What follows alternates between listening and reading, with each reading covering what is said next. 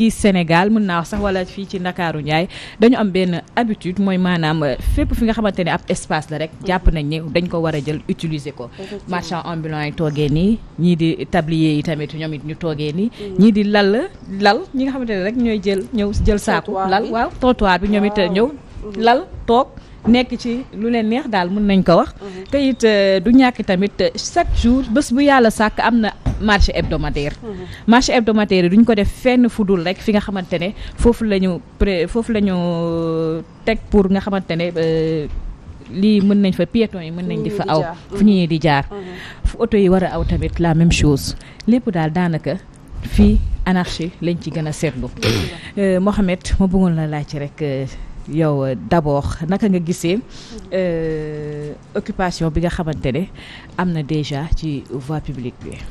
Bon Mélanie damay kontaan ci sa question bi sawar cee tontu. parce que boo gisee mbedd ñett a tax. dafa am fu oto yi di jaar am fu nit yi di jaar ak fu nit yi di ne.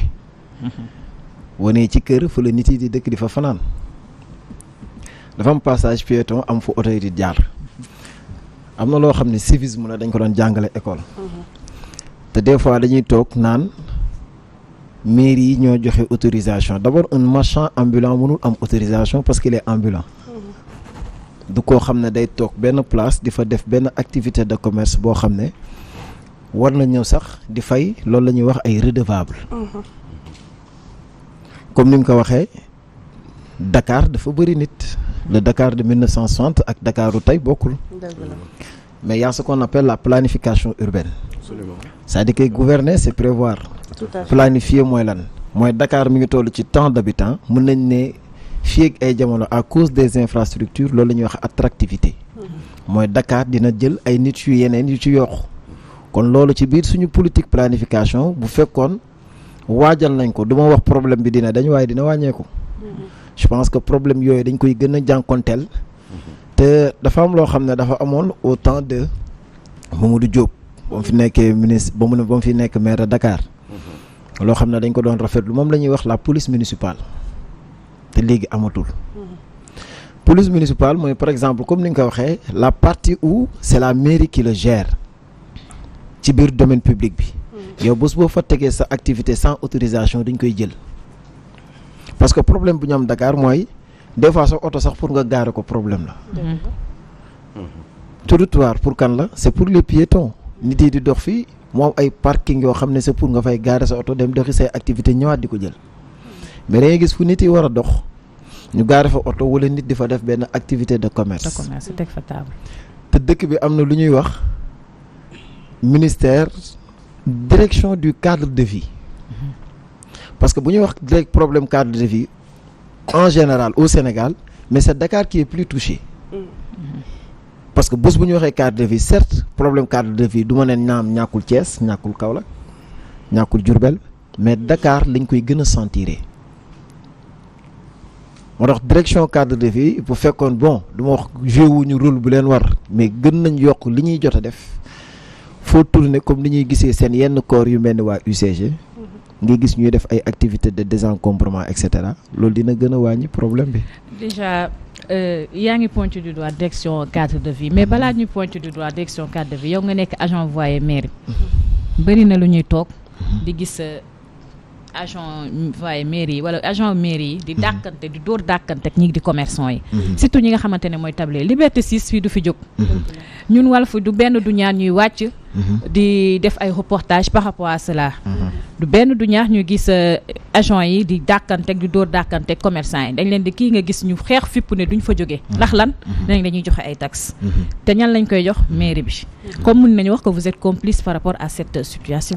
par exemple boo ma waxee situation Liberté 6 dama ci sawar a tontu parce que man j'étais à Grand Yoff di nuyu de passage El Hadj Omar muy nekk foofu DST bi sama collègue El Hadj Omar xam nga Liberté 6 lu yomb résoudre la. gis nga li jëm ci marché c'est pas la mairie qui recouvre boo demee marché c'est waa trésor ñoom ñoo indi seen ay agent waa perception ñoo indi seen ay nit ñu nga xam ne ñooy def recouvrement bi. si recouvre ñuy joxe ticket yooyu noonu yu ndaw yooyu il le reverse au niveau du trésor xaalis du dugg mairie. loolu tamit da loo xam ne ñu bëri xamuñu ko xaalis du dugg mairie kon fan lay dugg. pour perception la jëm direct. mais loolu ça relève pas de votre compétence. c'est-à-dire que dama lay wax activité de recouvrement bi waxuma ki nga xam ne day def marchand ambulant ki am espace par exemple moom cantine bu fekkee agent mairie dafay ñëw defaral la di la laaj taxe. bu la ñëwee laaj la taxe ba pare da lay jox kayit buy wan ni toi tu as payé boobu c'est pour les cantines ñoon ils payent de façon mensuelle. d'accord mais mairie bi amu ci pourcentage. non si parce que yaa ngi ci biir domaine mairie bi léegi booy wax cadre Liberté 6 Liberté 6 ñëpp gis nañ ñu mel. y a un projet de l'État qui y est waawul déet te projet boo koy def y a ce qu'on appelle les études de risque. loolu wóorul foo xam ne dañoo def limite de chantier ay nit wekk ci ay yére di daan seen doole on n'a rien contre eux mais am na yenn activité de commerce man bu ma koy def ba sama bakken nar cee des ma ba ko. Cheikh Tidiane. voilà léegi c'est que sànq da nga ne que maanaam day dem directement. ci keesu état. du jaar ci mairie bi. xam nga loolu nga ma wax. mais ñoom kon léegi y a un problème problème de communication. entre yéen ak état. xam nga lu tax parce que man commerçant là. agent municipal bi ñëw jox ma dégg nga autorisation pour ma toog fii dégg nga ou bien joxuma la autorisation nga ñëw occuper loolu est-ce que gis nga nuance bi voilà waa affaire boobu d'abord loolu xam nga wàllu autorisation ñun dañ ciy sonn nañ ci loolu nit yi bu ñu fàtte ni mairie démembrement de l'État la mairie état moo jël yenn cëram di la ko jox day mel ni je te dis par exemple yow yaay maire délégué c'est-à-dire que le maire ne peut pas être partout man Mélanie ma jël lenn ci samay privilège ma délégué la nga toogal ma fa mairie loolu état la je pointe pas du doigt la direction cadre de vie suñu ay naataangoo lañ dañuy liggéey yu mucc ayib mais dama ne liñ daan def wala li ñu jot di def bés buñ ci dolli woon nextu gën xam nga lu tax ma la koy wax bu fekkee dafa am yenn mairie yoo xam ne dañoo joxe autorisation yoo xam ne yow sëñ Cheikh Tidiane wala man Mouhamed Ndaw jàpp naa ne du yoon mais direction cadre de vie mën na ko corriger parce que moom mooy la direction qui est supérieure. mais oui ma taxe mensuelle kooku trésor la taxe journalière kooku yéen la loolu moom la ñuy wax juuti waa juuti googu noonu moom la ñuy wax nag parce que de un su ma ñëwaatee mooy maanaam le fait que ngeen di dem ci marchand yi di leen laajte taxe man je me dis que amu leen ci benn droit parce que déjà man même bu dee mairie bi da ngeen di wax ni kii démembrement de l'État la mais est-ce que ça relève de sa compétence parce que boo gisee ma wax loolu mooy maanaam gouverneur moo am droit joxe place fenn comme ay des tabliers ak yooyu mais man dama xamul lan la ci loxo mairie di ut si loolu laa bëgg mu leer quoi naka comment ça se passe xanaa da ngeen am autorisation bi nga xamante ni ci gouverneur bi la jógee ñu jox leen ne leen waaw mun ngeen joxe table fii mun ngeen joxe place bi kii teg fi dagg juuti yooyu noonu boo nee juuti yaa ngi wax marché en général boo nee juuti marché tax ngay wax le domaine public par exemple la commune de Dieuppeul-Derklé bi nga xam ne man fa laa nekk commune Dieuppeul-Derklé yow passage piéton yi bés bu ñu la fay jox yow autorisation pour nga def sa activité de commerce y a d'abord une enquête de moralité bu ci war ba instant yi may wax ak yow nii sànq ci suba ay nit ñu ngi may woo bëgg occuper domaine public ça c'est du domaine de la municipalité du gouverneur le maire Cheikh Gueye boo ñëwee di def yow par exemple nga bëgg def benn activité de commerce ci domaine public bi tu écris une demande d'autorisation par rapport ak sa nature commerce bi nga bëgg a def ak fan nga koy def maire bu ko jëlee da koy jël jox ko les services techniques compétents ñoom ñooy wàcc xool par exemple yow fi nga bëgg def activité de commerce est-ce que activité bi nga fa bëgg def c'est adéquat par rapport à l'environnement je donne un exemple boo demee école environnement école am na yenn activité waruñu ko fa def parce que ça participe day ci dégradation xale yi yenn activité boo ko fa defee loolu wóorul duñ ko fa def xalaatuñ ko d'abord sëñ Cheikh da ngay wax ci wàllu juuti bi du amul réeróo vous savez c'est-à-dire que xaalisu mairie pour mu génn le maire ordonne c'est le percepteur municipal qui fait. waaw percepteur koo fa teg. du état. waaw. c'est-à-dire que moom percepteur ci boppam mooy jël yenn ndaw ñoo xam ne ñooy ay agent trésor yoo xam ne dëkkuñ ci commune bu sax wala xamuñu leen boo demee ba marché Castor c'est eux qui recouvrent maintenant li ñuy recouvrer talon yi ñu lay jox par exemple nga recouvrer on y écrit commune Dieuppeul-Derklé pour montrer que lii ñu recouvrer ñu ngi ko recouvrer ci biir espace communalu commune Dieuppeul-Derklé. Ces recettes reviennent à la commune. Maintenant des fois boo defee yow occupation anarchique nee naa la ñun on a des éléments de sécurité mais pas des agents qui sont assermentés. L'ordre public ne relève pas de nous. Des fois ñaata yoon lañ dem police Dieuppeul fii commissaire baa ngi may dégg ñuy def intervention jóge fi du ma fi jóge ñu xeex jàpp suñu agent yóbbu ko commissariat parce que c'est pas des agents qui sont assermentés.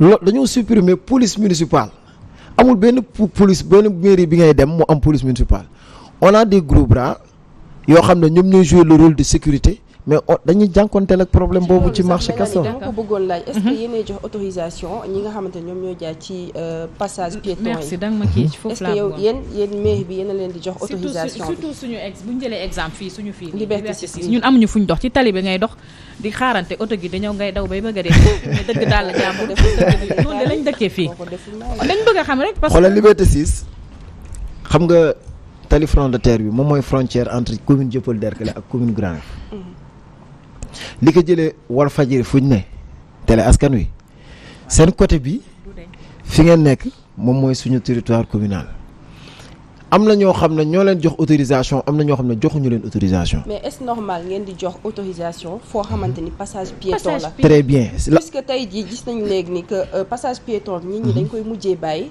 léegi oto yi ak nit ñi ñooy mujjee bokk li nga xamante ni moom mooy tali bi. te ku tali bi doo dàkke danger bu mag a mag la. lan moo tax ngeen di joxe autorisation. xam nga da ngay moytu oto sax ba scooter gi jóge fee jël sa saak daw. bàyyil borom scooter yi.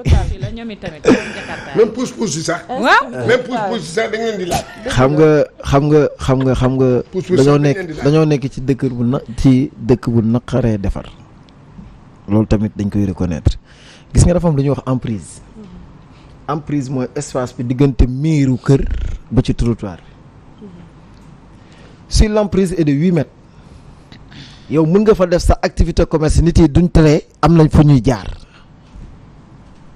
xam nga diggante par exemple ci misaal diggante fii ak fii teg nga fi kaas n'empêche mën naa fi teg sama loxo si l'emprise elle est importante pour ne pas dire conséquente emprise bi yow mën nga fa def ay activités yow Mélanie wala Cheikh Tidiane moom espace boo xam ne man mën naa ci dox di va et vient mais xel nanguwul ni emprise wu 3 mètres ñu fay jël nit di ko jox autorisation du privé nit yi fu ñu dox. looloo am fii nag. maintenant Liberté 6 ça c'est Mohamed waaw léegi loolu du fii rek la am. fi mu am bëri na mais ñun weddi fu mu am bëri na. mais weddi gis bokku ci. d'accord lii moo am fii te yéenay joxe espace yi mais lan a tax ngeen koy joxe te ngeen di xam ne li ngeen di def c'est pas normal. très bien loolu lañ bëgg a xam. xam nga da ngeen ñooy joxe espace yi. mais boobu espace est-ce que ñoo ko joxe. muy benn. ñaar dama lay wax benn non dama lay ne emprise bu yaatu bu de 7 mètres. yow su fekkee sa activité parce que booy def demande d'autorisation da ngay wax superficie bi ngay utiliser. si tu utilises 2 mètres carrés par exemple sur une superficie de 7 mètres carrés on peut te l'octroyer. nga am benn 5 mètres carrés boo xam di nga dox. mais bu fekkee emprise bi dafa nekk 2 mètres. yow nga bëgg utiliser 2 mètres nit yi du ñu am fu ñu dox. duñ la ko jox. kon léegi yéen xamule leen ñii di occuper. waaw dañ la jox autorisation. demal nga def descente sur le terrain ak sa caméra. nit xanaa kuñ jox autorisation. xanaa kuñ jox autorisation da am kayit bu lay permettre ni mairie bi moo la wax nga toog fi waawul déet. L'autorisation elle n'est pas verbale l'administration elle est écrite. ñooñu noonu nga xam ne dañuy def installation irrégulière boobu. mais nos éléments de sécurité moom laa lay wax léegi. ñoo ñëw ñu lay yëkkati ñuy indi xeex di histoire te c'est pas des agents qui sont assermentés. faaw ngeen wutal leen fi ñuy nekk. loolu la ñuy wax recasement loolu c'est du domaine de l'État. Les municipalités n'ont pas cette manne financière cette possibilité am na ñoo xam ne dañuy def ay installation irrégulière nga ne ñii fu ñu nekk dama leen fay yëkkati yóbbu leen feneen. je donne un exemple. boo demee ci zone de captage on parle de zone de captage ça capte quoi mais les eaux pluviales. léegi qu'est-ce qu'on doit faire l'État doit faire benn politique de recasement yéen ñëpp dama leen fay génnee indemniser leen yóbbu leen beneen site. ndox bi taa ci buntu Walfadjri ndox bi taa buntu Brioche Dorée Castor yooyu yëpp mu dem foofu ñu defara ko benn bassin mu acheminé ko yóbbu ko technopole. avant ngay wax déguerpissement. waxal ñi leen jëfal autorisation de construire. voilà loolu kay ngay jiital. très bien l'autorisation de construire yi kañ la commencé. yàggul zone de captage deful 15-20 ans. deful 15-20 ans acte 3 moo ñëw en 2013 acte 3 ba mu ñëwee dafa ne léegi mairie vous avez vous la possibilité de donner des autorisations de construire. waawul déet depuis 2013. mais 2013 xoolal suñu commune gàcce ngaalaama joxuñu fi autorisation boo xam ne dinañ fi baaraam. Mohamed loolu erreur la déjà. mooy li ma la wax rek politique publique yi moo doxul. y a eu beaucoup de yëfu cuune. point boobu parce que boo jëlee autorisation de construire nga jox possibilité maire yi muy def loolu xam nga ni c'est grave. parce que suuf maire yi moomu ko suuf état moo ko moom.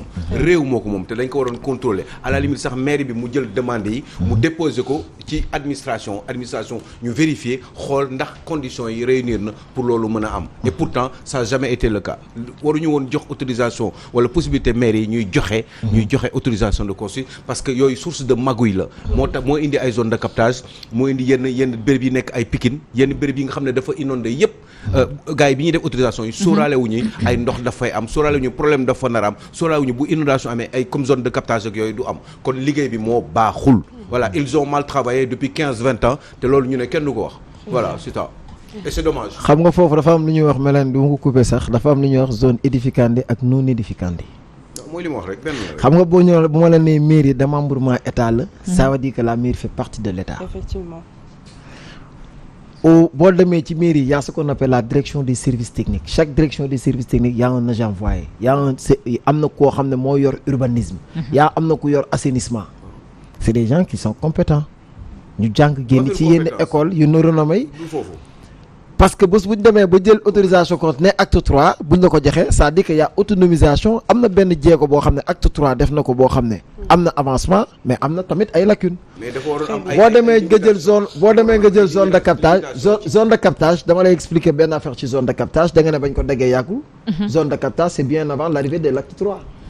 te bés boo nee acte 3 c'est-à-dire que ce sont les maires de communes ñoom ñooy joxe autorisation donc avant acte 3 c'est pas les maires qui donnaient ces autorisations de construire. yi nekk zone de captage la faute ne n'en est pas au maire c'est à l'état. Revenons à mon sujet Mohamed. Aujourd'hui ci yow comment est-ce qu'on peut relever le défi de l'occupation anarchique pour ñu mën koo jox benn yoon parce que tey jii teg nañ fi ministère du cadre de vie ba tey mais mën nañu wax ni que ministère boobu noonu amul benn utilité. amul benn njëriñ. ndax daanaka li fi ne woon na fi gën a ne wala tey kay mu ngi gën a doy waar. non mais am na benn phénomène boo xam ne xaw ma ndax yéen a ngi koy seetlu. te yéen seen agent yi parce que nit day jël buntu këram. ou bien ci koo xam dafa nekk dëkk ci tali bi. ou bien boutique. bu nekk ci biir ci tali bi mais day jël marchandise am indi ko ba ci trottoir. oui comme ça léegi nag piéton bi man day passer trottoir bi. piéton bi day am piéton bi day buy dox day dem ci tali bi. contourner loolu pour dem. loolu espace boobu. muy indi am waaw espace boobu est-ce que yéen a jox autorisation boobu ou bien bon je sais pas. sëñ Cheikh buntu kër amul. Sénégal lu ñu umpale dafa bari. sa kër mi ngi yam sa miiru kër. absolument. yow boo doon def activité de commerce sa buntu kër nga teg 0,75 centimètres wala 1 mètre. amoo ci droit. bu ñu ñëwee da la yëkkati coow li na xur. mairie bu ñëwee da la yëkkati. ñun la waaw ñoo leen fi teg barki démb ngeen toog sonal ñu utal ñu ay voix te tu es là pour faire régner l'ordre. L'ordre public ça relève pas de la municipalité. nguur gi ñoom ñoo yor loolu lu ñun. waaw plus vite sama question bi. tey jii comment relever le défi. boo bëggee ne boo nee défi boobu. je pense que il faut d'abord faire une bonne planification. mel na ne yàlla l'exode rural nit yaa ngi jóge ci dëkk ba di ñëw Dakar ndax la vie elle est difficile. c'est quoi la planification ñi ne Sandaga ñi nekk Dieuppeul-Derklé ñi nekk Grand Yoff ak Parcelles que ça soit les marchands ambulants ou bien les tabliers wala borom kiosque yi il faut faire une bonne politique de planification urbaine. planification urbaine bu amul chaque année ci lii la ñuy dëkk. je donne un exemple seen néeg boo fa demee am na fu ñu teg armoire am na fu coiffeuse ne am fu lal ne. néeg bi boo ko organisé wul doo ci mën a tëdd mook ville moo yem mook commune moo yem mook dëkk yem. tu planifies la ville tu organises la ville activité commerce bu nekk am fu muy des loolu bu amee ñëpp nekk ci jàmm. très bien mi ngi noonu ñu di ko jaajëfal bu baax moom Mohamed te di ko remercier ci disponibilité vraiment comme ni ma koy waxee rek lii di nga xamante ne mooy occupation ak encombrement anarchique nekk na loo xamante ne vraiment population bi sonn nañ ci. ñëpp ñi nga xamante ne daal ñoom ñoo ci war a béy seen waar wala ñoom ñoo ci war a dox ngir mu gën a jaar yoon. je pense que dañ cee war a gën a maanaam sàmmanteeg seen olof gi tamit. doivent maanaam gën a góorgóorlu daal ci seen liggéey. bañ a bàyyi maslaa bi. maslaa bi ñu teg ko de côté quoi ñuy woowaat sénégalais yi ci civisme. ak respect. teg yëfi ci yoon daal. teg yëfi daal ci yoon daal man daal ci conclusion. baax vraiment thème bi am na solo yow tamit ñu jaajëfal la bàyyi la nga tàggatoo très rapidement. bon man maa leen di jaajëfal di leen remercier ci invitation bi. di leen encourager tamit parce que yéen a ngi def liggéey bu mucc ayib liggéey bu am solo. gaa ngi leen di seetaan di remercier télé bi parce que comme son nom l'indique la voix des sans voix am na ñoo xam ne am na loo xam ne bëgg nañ ku leen ko waxal. ku leen ko yuuxul yéen a koy def maa ngi leen di remercier Mélène de passage sama mbokk